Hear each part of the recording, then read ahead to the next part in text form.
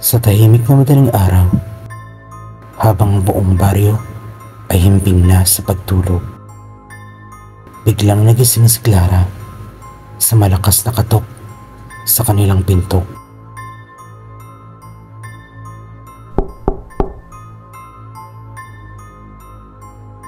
Sino kaya magtitiis na pumunta sa ganitong oras? Nanginginig siya habang lumalapit. At kahit nangingibabaw ang takot, naisipan pa rin niyang magtanong. Sino po kayo? Ngunit walang sumagot. Patuloy pa rin ang katok, mas malakas at mas mabilis.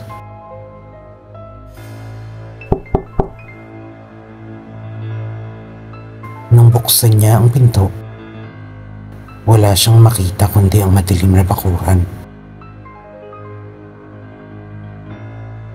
Pagsara niya, narinig niya ang katok sa likod ng kanyang bintana.